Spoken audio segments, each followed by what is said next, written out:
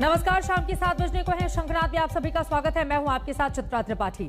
अव्यवस्था, लापरवाही और सिलसिलेवार जातियों के खिलाफ जारी है हमारा शंखनाद। यूं तो आपने बिहार में बहुत सारे खस्ताहाल अस्पताल देखे हैं, लेकिन आज आपको जो अस्पताल हम दिखाने जा रहे हैं उसे देखकर आपका कलेजा मुंह को आ जाएगा। यकीन नहीं होगा कि जिन दुकानों में परचून का सामान बिकना था वहां अस्पताल चल रहा है। आप भरोसा नहीं कर पाएंगे कि 6x8 की दुकानों में इलाज भी होता है, ऑपरेशन भी होता है, वहीं कोरोना की वैक्सीन का स्टोर भी है। अव्यवस्था और बदहाली की यह तस्वीर बिहार के सहरसा की है। एक बार इस रिपोर्ट को देखिए। सुशासन बाबू के सुशासन की असली तस्वीर आपको देखने को जरूर मिलेगी। हमारे संवाददाता रोहित कुमार सिंह की यह एक्सक्लूसिव रिपोर्ट। कभी देखा है ऐसा प्राथमिक स्वास्थ्य केंद्र जो दुकानों में चल रहा हो? शटर उठाइए, इलाज कराइए। शटर उठाइए, ऑपरेशन कराइए। शटर उठाइए, टीका लगवाइए। शटर उठाइए, भर्ती हो जाइए। तो अब तक आपने भले ही देखे हो नीतीश कुमार के बदहाल, खस्ताहाल, बेहाल अस्पताल, देखे हो आपने अस्पताली भूत बंगले या कचरे के अंबार में धंसा अस्पताल, लेकिन सहरसा के बनवा इटहरी प्रखंड का प्राथमिक स्वास्थ्य केंद्र देखेंगे तो यकीन हो जाएगा कि बिहार की स्वास्थ्य व्यवस्था की पृथ्वी अपने अस्पतालों को पाताल में खींच ले गई है। इस वक्त हम सहरसा जिले के बनवा इटहरी प्रखंड में मौजूद हैं और मेरे पीछे जो आप ये 5 दुकानें देख रहे हैं, दरअसल ये 5 दुकानें जो है, इन्हीं दुकानों में जो है बनवा इटहरी प्रखंड का प्राथमिक स्वास्थ्य केंद्र जो है वो चलता है। देखिए किस तरीके से शटर उठाया जाएगा और अंदर जो आपको देखने को मिलेगा वो हैरान कर देगा। देखते चलिए क्योंकि बहुत कुछ है यहाँ देखने को।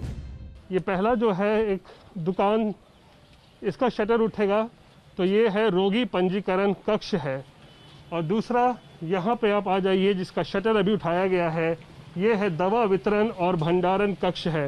यहीं पे दवाइयाँ मिलती हैं, यहीं पे लोग जो आते हैं, मरीज आते हैं, उनको बताया जाता है क्या दवाएं उनको मिलेंगी। और ये तीसरा आप देख लीजिए, इसका भी शटर आप उठाइएगा तो अंदर यहाँ पर नर्स मौजूद हैं। जहां डॉक्टर बैठते हैं वहां देखेंगे तो डॉक्टर के अलावा जंग खाई हुई कुर्सियां मिलेंगी, कुछ रद्दी फाइलों का बंडल मिलेगा। यूं समझिए कि इतना कुछ यहां रखा है कि पैर रखने की भी जगह नहीं है। और बाजार समिति की ये जो 5वीं दुकान है, ये देखिए ये 5वीं दुकान है। इसमें ये ओपीडी और शीत श्रृंखला है, और ये जो 5वां कमरा है इसमें इस पीएचसी के जो डॉक्टर हैं, जो मुख्य डॉक्टर, वो बैठते हैं यहाँ पे, उनसे बात करते हैं। क्या नाम हुआ आपका sir? Doctor Lakshman Singh.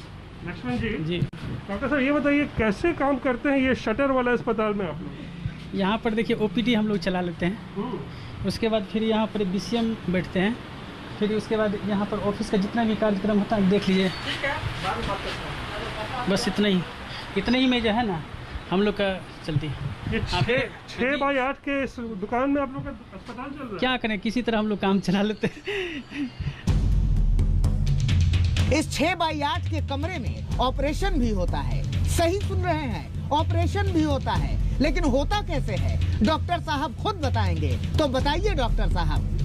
Operation हुआ, फिर इसको हटा दिया जाता बाहर, फिर यहाँ बेंच लगा करके, फिर इसको शटर को हाफ गिरा करके, तब जो है ना एक पर्दा लगा दिया जाता है। फिर उसी ऑपरेशन कर देते हैं यहीं पे? यहीं हम नहीं करते हैं, जो भी प्रभारी सर आते हैं तो करते हैं, यहीं पर करते हैं। सब यही हो जाता है, यहीं पर ऑपरेशन किया जाता है। और उसके बाद दूसरे के यहाँ अनिल, एक है अनिल मोदी, उनके घर में रखा जाता है। तो क्या चीज़ रखा जाता है? पेशेंट सबको। सुना कि नहीं, इस दुकान में ऑपरेशन करने के बाद कोई अनिल मोदी जी हैं, उनके घर में पेशेंट को रखा जाता है। 25 लोग तब स्टाफ है यहाँ पर, और आप देख लीजिए कैसे एक 6x8 के इस दुकान में जो है, ऐसे 5 दुकानें हैं, इसमें एक स्वास्थ्य केंद्र चल रहा है, एक अस्पताल चल रहा है। आप सोचिए कितनी हैरानी की बात होती है ये। आप जो बातें बता रहे हैं डॉक्टर साहब, उसको सुन के माथा चकरा जाता है। ये जो हिस्सा देख रहे हैं, कह रहे हैं यहाँ तो ऐसे डॉक्टर बैठते हैं, लेकिन जब यहाँ पर ऑपरेशन की ज़रूरत होती है तो ये टेबल हटाया जाता है, एक दूसरा ऑपरेशन बेड है उसको यहाँ लगाया जाता है, शटर आधा गिराया जाता है, पर्दा बनाया जाता है, उसके बाद मरीज का ऑपरेशन होता है। कहाँ रखा जाता है वो भी देख ही लीजिए। यहाँ देखिए इस घर में दवाइयाँ, इंजेक्शन सब जो है इस तरीके से यहाँ बिखरा पड़ा है।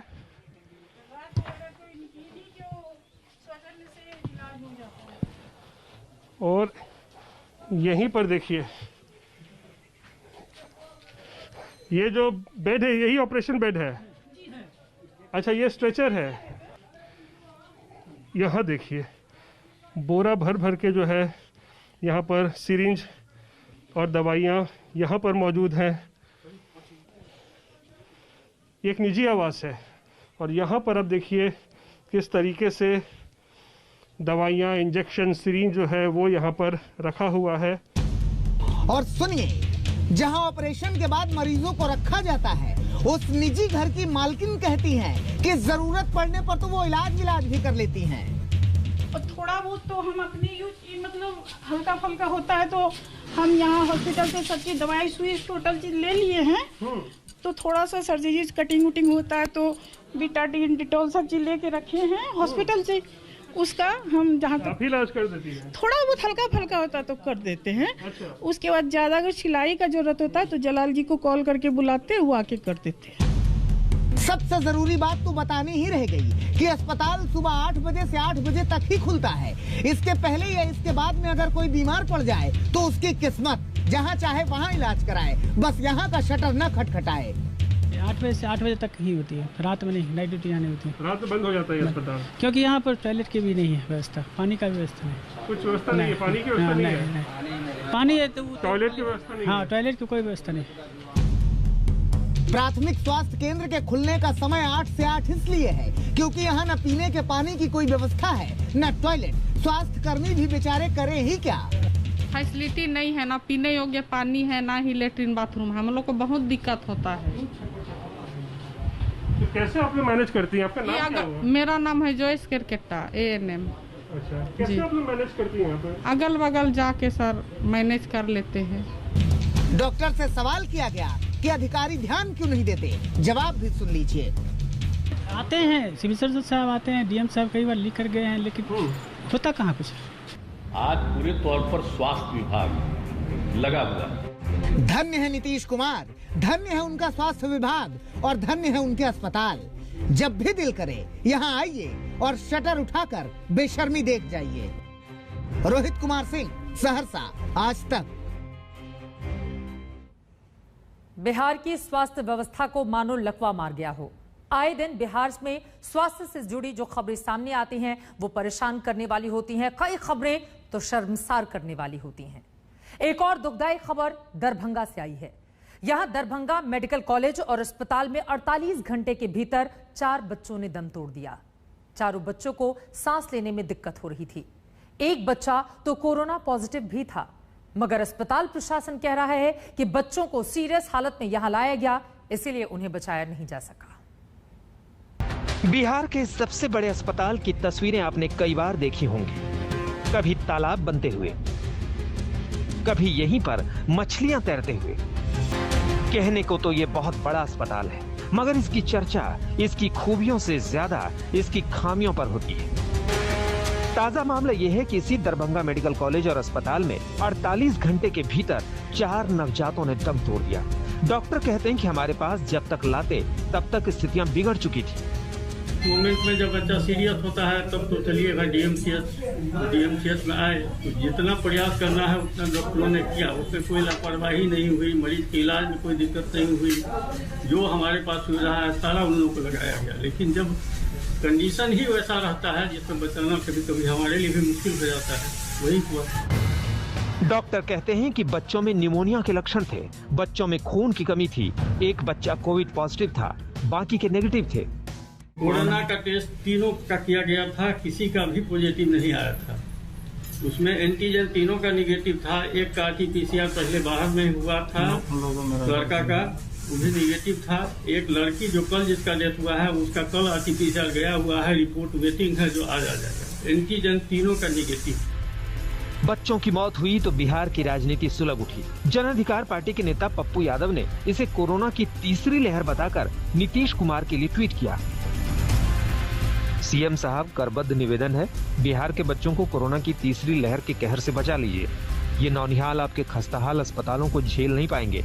अविलंब हस्तक्षेप कीजिए, अन्यथा माँ बाप की आंखों के तारे टूटेंगे। माँ की गोद सूनी होगी तो मर्माहत ममता के क्रोध से सारे तख्तोताज बिखर जाएंगे। बच्चों की मौत तो कोरोना और निमोनिया से हुई, लेकिन इस दर्दनाक खबर को जरा इस तस्वीर से जोड़कर देखिए जो पिछले 2 दिनों में आई है। जब अस्पताल का ऐसा नजारा हो, आपातकालीन विभाग से मेडिसिन और शिशु विभाग तक पानी पानी हो, तो फिर यहाँ के मरीजों का तो भगवान ही मालिक है।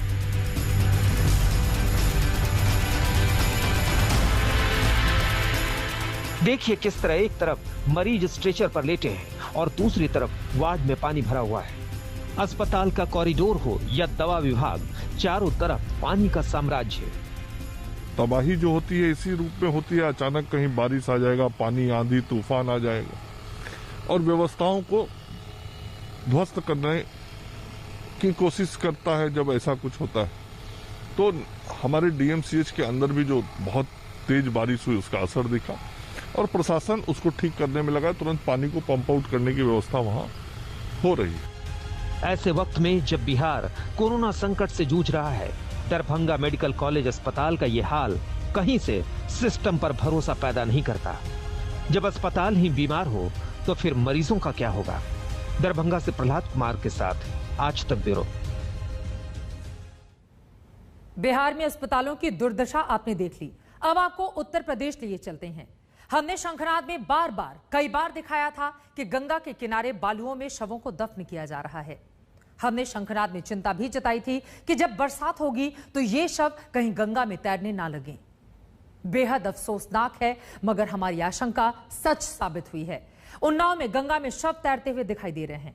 पूरी की पूरी रिपोर्ट देखिए, जिसको देखकर आप स्तब्ध रह जाएंगे। गंगा में उतराते हुए शवों को देखिए, मगर आश्चर्य मत कीजिएगा।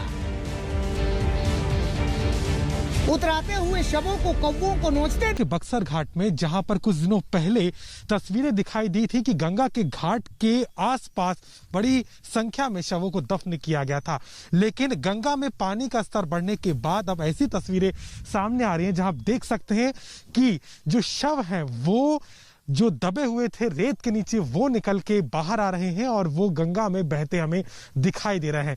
ये सिलसिला पिछले 1-2 दिनों से शुरू हो गया है, जहां पर एक एक करके जो शव हैं वो अब जो जमीन के नीचे दफन थे वो कटान के चलते निकलते हुए दिखाई दे रहे हैं, जिसकी तस्वीरें लगातार पिछले 1-2 दिनों से दिखाई दी।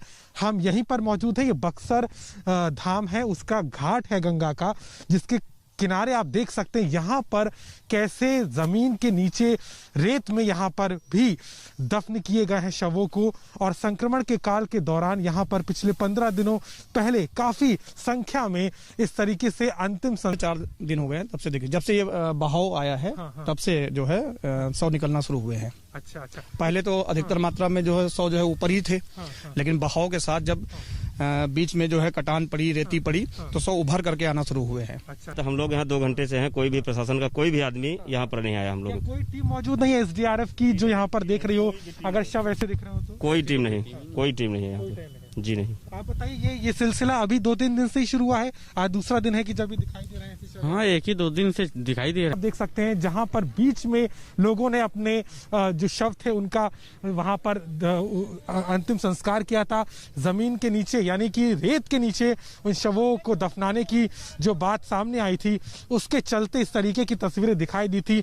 लेकिन ये साफ है कि आने वाले दिनों में अगर जिस तरीके से पानी का स्तर बढ़ता है और खासतौर पे बारिश के समय में कहीं ना कहीं ऐसी और तस्वीरें दिखाई देंगी, जिस पर इस वक्त प्रशासन को कड़ाई से निपटने की जरूरत है, क्योंकि हाल फिलहाल जमीन पर हमें कोई तैयारी खास नहीं दिख रही। उन्नाव से कैमरामैन संजय सिंह के साथ अभिषेक मिश्रा, आज तक। शंखनाद में आगे बढ़ते हुए अब एक ऐसे परिवार की ऐसी दर्दनाक दास्तान दिखाने जा रहे हैं जिसे देखने के लिए पत्थर दिल होना पड़ेगा आपको। अपने परिवार का कोई सदस्य असमय गुजर जाए तो कितनी तकलीफ होती है। मगर लखनऊ के एक गांव में एक ही परिवार के 8 सदस्य बारी बारी से गुजर गए। सबको कोरोना ने मार दिया। झकझोर देने वाली ये कहानी किसी को भी परेशान कर सकती है। हम तो यही सोच रहे थे कि ये भाई खत्म हुआ दूसरा बच जाए, ये खत्म हुआ चलो छोड़ो अब ये बच जाए, लेकिन अंत तक सभी खत्म हो गए, कोई नहीं बचा, सभी खत्म हो गए, सब कुछ बर्बाद हो गया, हमारा घर तबाह हो गया। जैसे ही कोई खत्म होता था वो अपने पति को लेकर बाहर निकल जाती थी, कोई भी किसी से बताया नहीं। लखनऊ के इमलियापुर गांव में इस परिवार के दुखों को सुनने के लिए काठ का कलेजा चाहिए, पत्थर हो जाना पड़ेगा ये सुनने के लिए कि यहाँ इकट्ठा 8 लोगों की आज 13वीं है। इस परिवार ने इस कोरोना काल में जो सहा है वो कहा नहीं जा सकता। इस परिवार का दर्द सुनने वालों के सीने में सुराख कर देता है। कोरोना ने अपनों का ही लहू अपनों के ही सीने पर छींट दिया है। 22 अप्रैल से 15 मई के बीच 4 सगे भाई, 2 बहनें, माँ और बड़ी माँ को कोरोना ले गया। कोरोना ने अपने इस दौर में बहुत ही कहर बरपाया, लेकिन हम जिस परिवार में हैं ये लखनऊ के इमलियापुरवा गांव की कहानी है। और इस गांव में एक परिवार ने अपने 8 लोगों को इस कोरोना में खोया है। 4 सगे भाई, 2 बहनें और माँ और बड़ी माँ। इस पूरे परिवार का एक तरीके से इस कोरोना ने इतना नुकसान किया है जो शायद ही आपको कहीं देखने को मिले। सोचिए क्या बीती होगी उस शख्स पर जो खुद कोविड पॉजिटिव हो, अस्पताल में उसे मालूम चले कि माँ कोविड से ही चल बसी।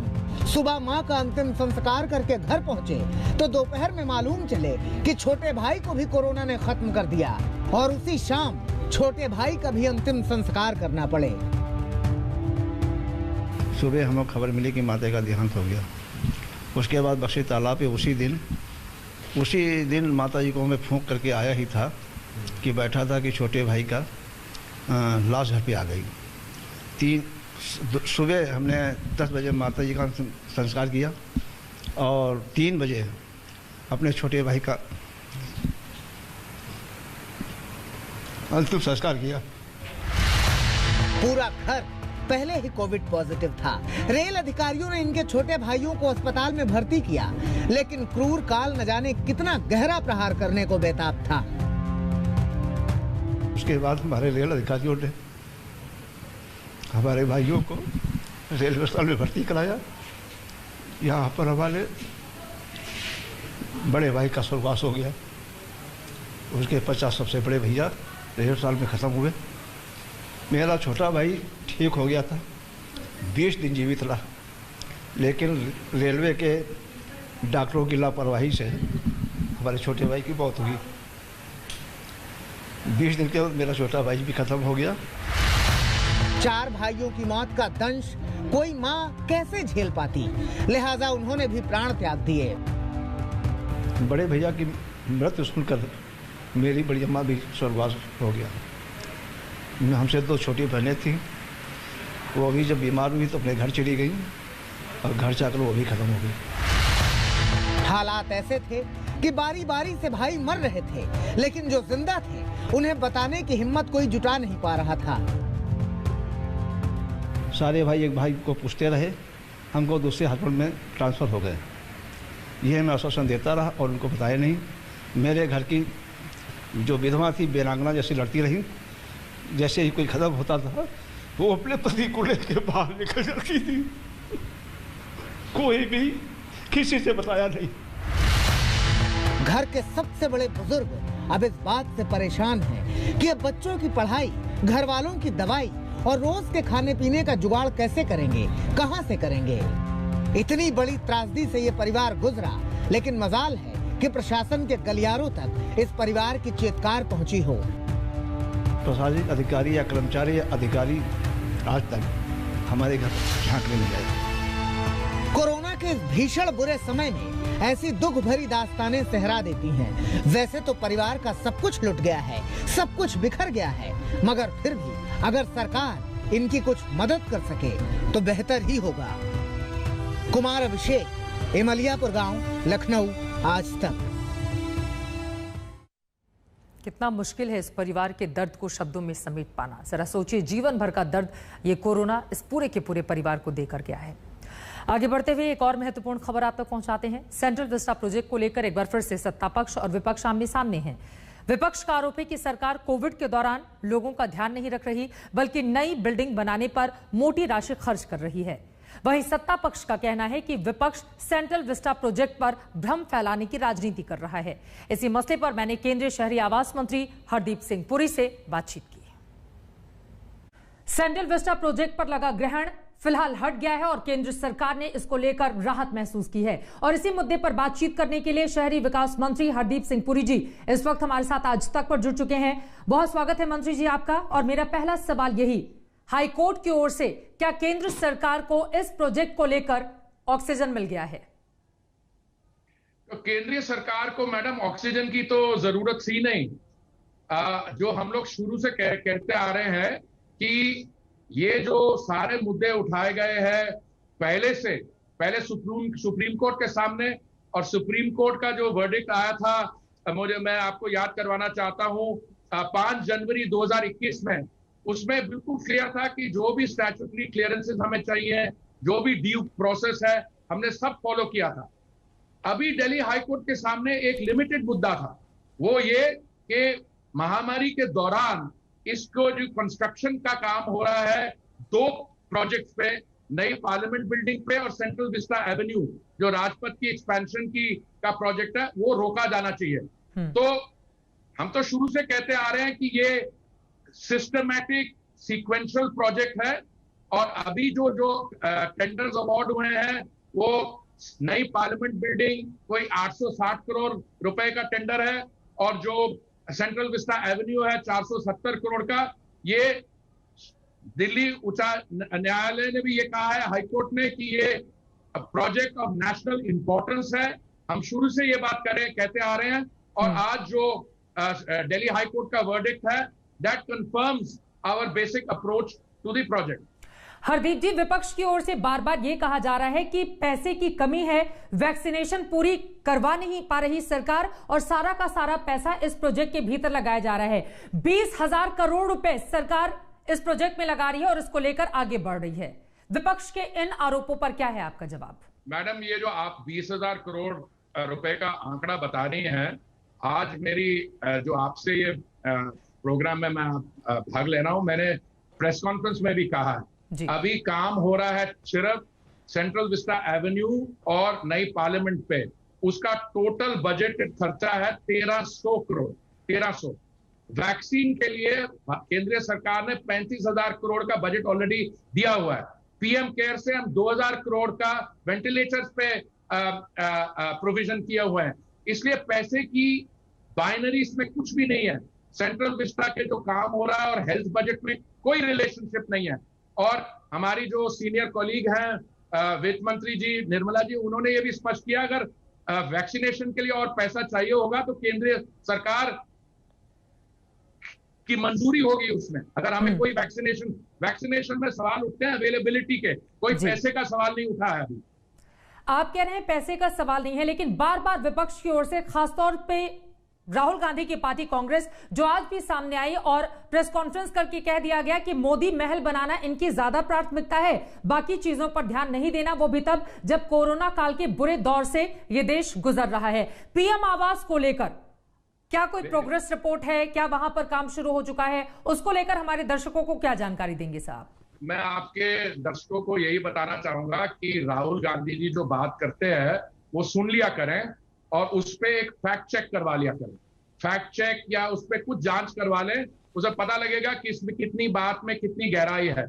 प्रधानमंत्री आवास जो है, ये पूरे सेंट्रल विस्टा प्रोजेक्ट में एक छोटा सा हिस्सा है, जिसमें 10 नई केंद्रीय सरकार की जो मंत्रालय हैं, उनके लिए जो 51 मंत्रालय और डिपार्टमेंट्स, उनके लिए नए दफ्तर बनेंगे, नई उसमें कॉन्फ्रेंस फैसिलिटी बनेगी, नई पार्लियामेंट बनेगी, नई सेंट्रल विस्टा एवेन्यू बनेगी। उसमें ये टोटल सारी प्रोजेक्ट का खर्चा हो सकता है 13-14 हजार करोड़ से ज्यादा ना हो। तो ये कहना कि मोदी महल पे 13,400 करोड़ खर्च हो रहा है, ये राहुल गांधी जी को कहां से ये खबर आई और क्या हुआ। राहुल गांधी जी कई इंटरेस्टिंग बातें करते हैं। उन्होंने कुछ दिन पहले एक ट्वीट किया कि मोदी जी हमारे बच्चों की वैक्सीन कहाँ है। मैडम, वो जो कांग्रेस रूल स्टेट है राजस्थान, उसमें कई जो वैक्सीन के वायल्स हैं कूड़ेदान में पाए गए। तो ये राहुल गांधी जी की बात आप सुनते रहे तो कुछ, मैं आपको ये बताना चाह रहा हूं with a full sense of responsibility कि पीएम हाउस जो है it is a small part of this big project. उसके अभी हमने डिजाइन प्रेजेंटेशन ली ही नहीं है। बहुत शुक्रिया हरदीप सिंह पुरी जी आज तक से जुड़ने के लिए और ये अहम जानकारी हमारे दर्शकों तक पहुंचाने के लिए। यकीनन दिल्ली हाईकोर्ट की ओर से जो बड़ी टिप्पणी सामने आई है आज, उसने भारत सरकार को राहत दी है और सेंट्रल विस्टा प्रोजेक्ट अपनी ही रफ्तार में आगे बढ़ता रहेगा। अब ये बात पूरी तरह से तय हो चुकी है। धन्यवाद। ठीक, कोरोना से बचना है तो वैक्सीन लगवानी ही पड़ेगी, ये बात हम और आप जानते हैं। लेकिन कई राज्यों के ग्रामीण अंचलों में वैक्सीन को लेकर तरह तरह की अफवाहें गूंज रही है। लोग वैक्सीन लगवाने से बचते हुए दिखाई दे रहे हैं। बिहार के सहरसा के एक गांव में वैक्सीन से डरते ऐसे ही ग्रामीणों के बीच पहुंचे हमारे संवाददाता रोहित सिंह। उनकी ये ग्राउंड रिपोर्ट देखिए, किस तरह के हालात इस वक्त गांवों में पैदा हो चुके हैं। आदमी देखते मर ही जाता है, कैसे लगाएंगे बताइए। कोरोना का वैक्सीन लगाए हो अमन? नहीं। क्यों? वैसे तो मतलब क्यों नहीं लगवाए? सरकार बोलती है लगाना चाहिए आप लोग को। हम लोग को नहीं लगाए हैं। क्या मतलब क्यों, किस कारण से नहीं लगाए? उससे बोलता है आदमी मर जाता है, इसलिए नहीं लगवाए। मर जाता है इससे? आपको डर लगता है इससे? जी सर। फिर क्या चाहते हो फिर? मरने से तो सबको न डर लगता है सर। शहरों में लोग वैक्सीन लगवाने के लिए परेशान हैं और यहाँ अमन कुमार के मन में ये बात बिठा दी गई है कि वैक्सीन लगवाएंगे तो मौत आ जाएगी। अमन कुमार तो जरा नरमी से पेश आए, लेकिन नबोध यादव वैक्सीन की बात पर ही भड़क गए। वैक्सीन लगाए हैं? जी नहीं। क्यों नहीं लगाएंगे, हमारा मर्जी है। सरकार बोल रही है वैक्सीन लगाइए। बोल रहे हैं जब मर जाते हैं तो आते हैं देखने के लिए। जब हॉस्पिटल पहुंचते हैं हम बेहोश हो जाते हैं तो आते हो देखने के लिए हैं? एक तो अशिक्षा और ऊपर से अफवाहों की मार।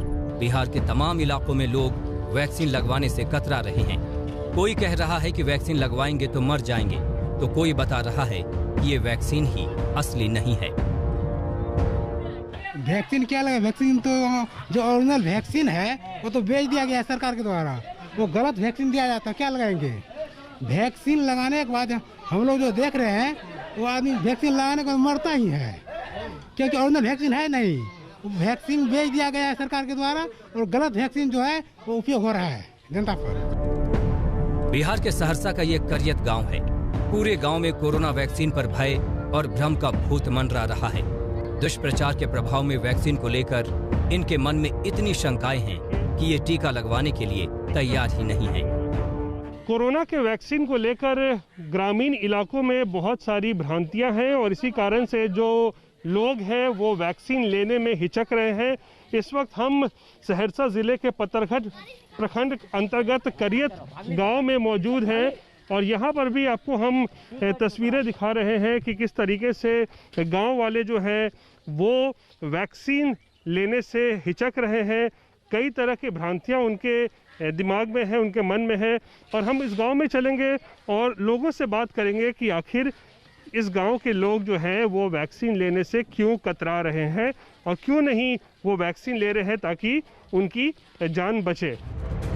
भोले भाले गांव वालों के बीच टीके को लेकर ये भ्रम फैला कहां से? किसने टीके के खिलाफ दुष्प्रचार किया? किसने रची साजिश? इन सवालों का जवाब तलाशने की हमने जब कोशिश की तो पता चला कि ये ज्ञान इन्हें अफवाहों की व्हाट्सएप यूनिवर्सिटी से मिला है। ये आप लोग कौन बोला कि गलत वैक्सीन लग रहा है?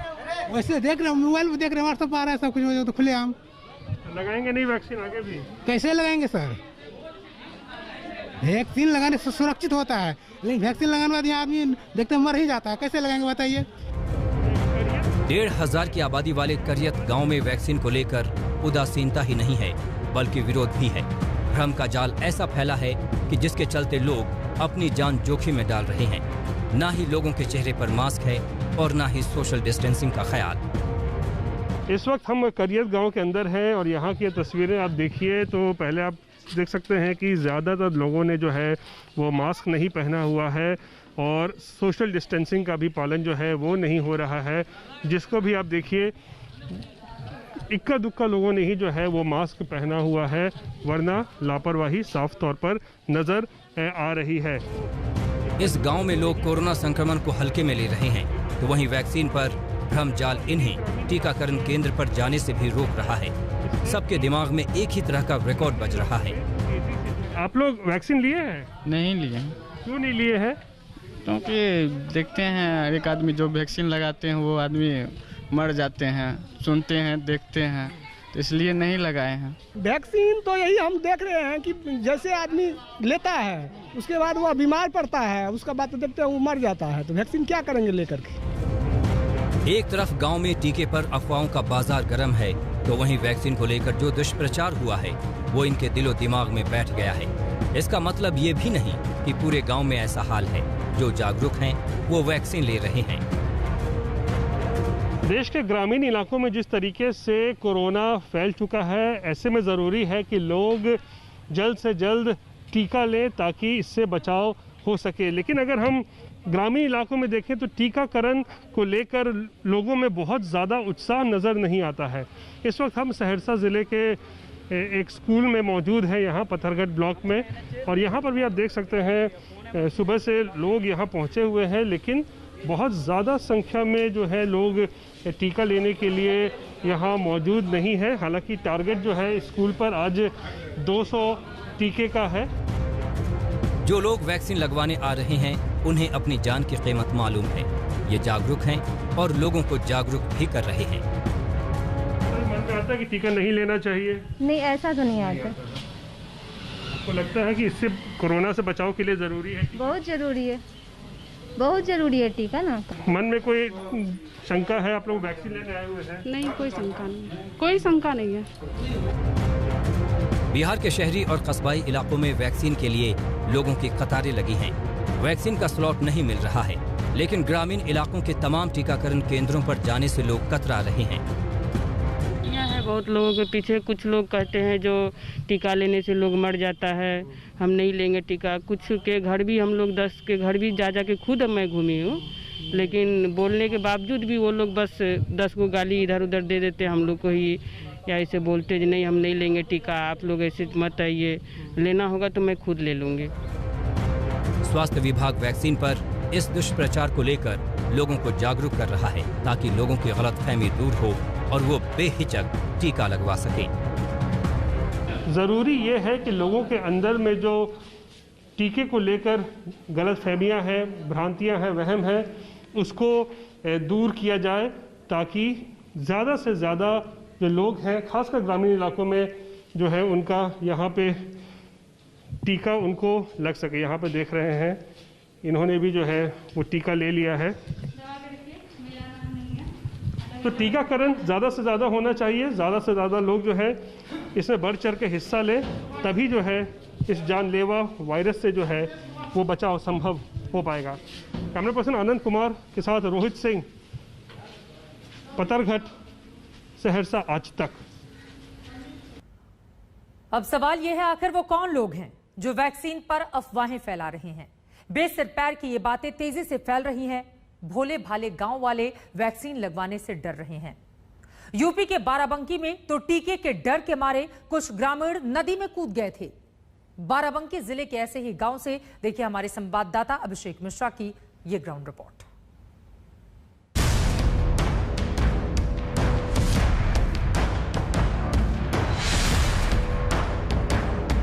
उत्तर प्रदेश में एक बड़े तौर पर सरकार की तैयारी है कि 1 जून से 75 जिलों में 18 से 44 वर्ष की आयु के लोगों को अब टीका मिलने लगेगा, जिसको लेकर सरकार ने पूरी तैयारी कर ली है। लेकिन एक बड़ी चुनौती इस वक्त सरकार के जो सामने है वो है ग्रामीण क्षेत्रों में, ऐसे इलाकों में इस टीके को पहुंचाना जहां लोगों के मन में इस वक्त टीके को लेकर के तमाम तरह की अफवाहें, उनकी खुद की मान्यताएं और डर व्याप्त हो चुका है। ऐसी ही सच्चाई को जानने के लिए आज हम पहुंचे हैं बाराबंकी के इस सराय अकबराबाद गांव में। कोरोना की वैक्सीन से पहले गांवों में अफवाहें पहुंच गई। ऐसी अफवाहें जिन्होंने गांव वालों के दिलो दिमाग में दहशत भर दी। अफवाहों का बाजार ऐसा गर्म है कि लोग समझाने से भी समझ नहीं रहे हैं। वैक्सीन लगवाने के लिए राजी नहीं है। 70 साल के बुजुर्ग मुनेसर के मन में बैठा है कि अगर उन्होंने वैक्सीन लगवाई तो उन्हें बहुत तेज बुखार आ जाएगा। उनके मन में वैक्सीन को लेकर भरोसा ही नहीं है। हमने लगा क्या क्यों ऐसा लग रहा है? क्या नहीं ठीक लग रहा टीके को लेके आपको? टीका में झटका जरूर आया था बुखार का, टीका नहीं लगा। हमने लगाया। गांव की ही 45 साल की सुमन देवी को किसी ने समझा दिया कि वैक्सीन लगवाई तो जान पर आफत आ जाएगी। ना तो ये खुद वैक्सीन लगवा रही हैं और ना ही इनके परिवार में ही कोई वैक्सीन लगवाने के लिए राजी है। नहीं, हम नहीं लगवाना चाहिए। क्यों, क्या हुआ? क्या ऐसा हुआ? ऐसा का हमारी नंद के ससुर खत्म हो गए टीका लगवाने के बाद, तो उसमें डर लगता तो नहीं लगवाना चाहते। ये उत्तर प्रदेश के बाराबंकी जिले का सराय अकबराबाद गांव है, जहां लोग कोरोना वैक्सीन के नाम से ही घबराए हुए हैं। ये वही बाराबंकी जिला है जहां कुछ दिन पहले वैक्सीन लगने के डर से लोग नदी में कूद गए थे। कुछ वैसा ही हाल इस सराय अकबराबाद गांव में भी है। वैक्सीन के खिलाफ दुष्प्रचार करने वाली ताकतें इस गांव तक भी पहुंच गई। गांव वालों में वैक्सीन को लेकर दहशत है। बुजुर्ग हो या जवान, कोई भी वैक्सीन ही नहीं लगवाना चाहता। गांव के 76 साल के हरिलाल कहते हैं कि जब उन्हें कोई समस्या नहीं है तो वो वैक्सीन क्यों लगवाएं? उनके परिवार वालों ने भी वैक्सीन लगवाने से मना कर दिया। आपको लग रहा है कि उसका नुकसान हो जाएगा? नुकसान होता है सब इधर आग दे गई तो लड़कर दवा इंजेक्शन कर गए, अब भाग गई घर का बने की दवा से का फायदा है हमका। हम तबीयत हमारे से हमारी ब्लड की उल्टी हुई लगती, इसीलिए हम टीका हम दवा ज्यादा अपन लेते नहीं। घर में किसी ने टीका भी लगवाया, किसी ने नहीं लगवाया? नहीं। बाराबंकी जिला मुख्यालय से 5 किलोमीटर दूर इस गांव की आबादी 1200 से ज्यादा है। हमारी टीम ने इस गांव में लोगों के मन में बसे कोरोना टीके के भय के बारे में जायजा लिया। तमाम लोगों ने तो हमारी टीम से बात ही नहीं की, दरवाजे बंद कर लिए। ग्रामीण अंचल में हम हैं और सराय अकबराबाद ये गांव है। बहुत बात की हम लोगों ने, लेकिन उसके बावजूद भी दिमाग से भ्रम नहीं हट रहा है और पूरे तरीके से तटस्थ है कि चाहे कुछ भी हो जाए कोरोना का टीका नहीं लगवाएंगे। ऐसे कई परिवार हैं जो लगातार जागरूकता फैलाने के बावजूद भी अपने इस हट से नहीं हट रहे, जिन्हें लगता है कि कोरोना का टीका लगाने से उनकी जान तक जा सकती है। गांव की आशा वर्कर मंजू सिंह घर घर जाकर लोगों को समझाती हैं, बताती हैं कि वैक्सीन लगवाने से कोई नुकसान नहीं होगा, बल्कि कोरोना से निपटने के लिए वैक्सीन ही एकमात्र सहारा है। लेकिन गांव वाले इनकी एक नहीं सुनते। ग्राम प्रधान लोगों से गुजारिश कर रहे हैं कि वो वैक्सीन लगवाएं, लेकिन लोगों के दिलो दिमाग पर तो अफवाहों का भूत सवार है। देख सकते हैं आप, इस तरीके का डर व्याप्त है लोगों में। उनका मानना है कि इन्होंने अपनों को खोया है और उनका ये भी कहना है कि टीका लगने के बाद ही इस तरह की स्थिति हुई जहां उन्होंने दम तोड़ दिया। हालांकि लोगों को बताया जा रहा है, समझाया भी जा रहा है। आशा बहन भी जब यहाँ पे आती हैं तो समझाती हैं, लेकिन लोगों के मन में डर और अफवाह से इस कदर व्याप्त है कि वो तैयार नहीं है कि कोरोना का टीका उनकी जान बचा सकता है और वो अपने विश्वास से अब इस टीके को लगवाने से इनकार कर रहे हैं। बाराबंकी से कैमरामैन संजय सिंह के साथ अभिषेक मिश्रा, आज तक। देश में कोरोना की वैक्सीन लगवाने का अभियान चल रहा है तो इस पर सियासत भी नॉनस्टॉप जारी है। दिल्ली में शुरुआत से ही मुख्यमंत्री अरविंद केजरीवाल वैक्सीन की कम सप्लाई पर सवाल उठा रहे हैं। अब केरल के मुख्यमंत्री पी विजयन ने सभी गैर बीजेपी शासित राज्यों को चिट्ठी लिखकर कहा है कि वो केंद्र से मुफ्त कोरोना टीके की मांग करें। सारे राज्यों ने कोशिश करके देख ली, सबने ग्लोबल टेंडर भी कर लिए, सबने एक भी राज्य एक भी वैक्सीन का एक भी टीका अगर अपने स्तर पे लाने में सफल हुआ हो तो मुझे बताओ। तो जाहिर तौर पे राज्य वैक्सीन प्रोक्योर नहीं कर सकते, ये काम सेंटर को करना पड़ेगा। सेंटर प्रोक्योरमेंट करे, दुनिया भर से प्रोक्योरमेंट करे, देश में प्रोडक्शन करे, वो करके हमें दे। हम उसके बाद ना लगाएं तो हमारी जिम्मेदारी है, हम लगाने की उचित व्यवस्था ना करें तो हमारी जिम्मेदारी है। कोरोना की वैक्सीन है कम, कैसे आए टीकाकरण अभियान में दम? ये सवाल दिल्ली के मुख्यमंत्री अरविंद केजरीवाल लंबे वक्त से उठा रहे हैं। उन्होंने केंद्र सरकार से मांग की है कि वो राज्यों को पर्याप्त मात्रा में वैक्सीन मुहैया करवाए। केजरीवाल ने नसीहत दी कि केंद्र कोरोना से लड़े। मेरा ये निवेदन है, केंद्र सरकार से भी निवेदन है कि सभी राज्यों को एक साथ लेके एक टीम इंडिया बनके हमें सारे देश को मिलके कोरोना से लड़ना है। इस वक्त राज्यों से नहीं लड़ना चाहिए। दिल्ली में वैक्सीन की कमी को लेकर रविवार को हरियाणा के मुख्यमंत्री मनोहर लाल खट्टर ने अजीबोगरीब तर्क दिया था। मनोहर लाल का कहना था कि दिल्ली में एक ही दिन में ज्यादा टीके लग रहे हैं, इस नाते टीकों की कमी हो रही है। इस पर केजरीवाल ने उन्हें करारा जवाब देते हुए कहा कि उनका मकसद वैक्सीन बचाना नहीं है बल्कि जान बचाना है। वो ड्रामा करने के लिए क्या किया, कल से मेरे वैक्सीनेशन सेंटर सारे बंद। क्यों बंद? क्योंकि मुझे टीके नहीं मिले हैं। हम कहते हैं टीके तो बाकी प्रदेशों से आपको ज्यादा मिल रहे हैं, आप जैसे बाकी प्रदेश कर रहे हैं। आज हम भी 2 लाख एक ही दिन में लगा करके अपना स्टॉक खत्म कर सकते हैं। हमको पता है कि जितना स्टॉक मिल रहा है, हम 50,000 60,000 रोज करेंगे तो ये काम हमारा चलता रहेगा। वो ये कह रहे थे भाई इतनी जल्दी टीके क्यों लगा रहे हैं दिल्ली वाले, तो जल्दी टीके लगाएंगे तभी तो लोगों की जान बचेगी। जितनी जल्दी टीके लगेंगे उतने ज़्यादा लोगों को टीके लगेंगे, उतने ज़्यादा लोगों की जान बचेगी। तो अपने को तो जल्दी लगानी चाहिए, इसमें गलती क्या है। कोरोना की वैक्सीन पर सियासी घमासान थमता नजर नहीं आ रहा है। आज केरल के मुख्यमंत्री पी विजयन ने गैर बीजेपी राज्य सरकारों को चिट्ठी लिखकर मांग की है कि वो संयुक्त रूप से साथ आएं और केंद्र सरकार से राज्यों को मुफ्त टीका देने की मांग उठाएं। उधर कांग्रेस नेता राहुल गांधी ने एक बार फिर ट्वीट करके केंद्र सरकार की टीकाकरण की नीति पर हमला बोला है। अपने ट्वीट में राहुल गांधी ने लिखा, मोदी सरकार की जीरो वैक्सीन नीति भारत माता के सीने में खंजर का काम कर रही है। भारत सरकार जुलाई के महीने में 20 करोड़ और अगस्त के महीने में 30 करोड़ वैक्सीन का इंतजाम करने का दावा कर रही है। उम्मीद करनी चाहिए कि इस मारामारी के दौर में जबकि वैक्सीन की ज़रूरत सबसे ज़्यादा है, भारत सरकार अपने इस दावे को पूरा करेगी। क्योंकि बीजेपी की सरकार से तो ये भी डर लगा रहता है कि बाद में अमित शाह जी कहीं ये ना बोल दें कि ये तो सिर्फ एक जुमला था। कोरोना की विभीषिका से बचने के लिए वैक्सीन ही आखिरी विकल्प है। ये बात सरकार खुद लोगों को बता रही है, लेकिन तमाम राज्यों में पर्याप्त वैक्सीन पहुंच नहीं पा रही है। लोग वैक्सीन लगवाने के लिए परेशान हैं और इतने संवेदनशील विषय पर भी जमकर सियासत हो रही है।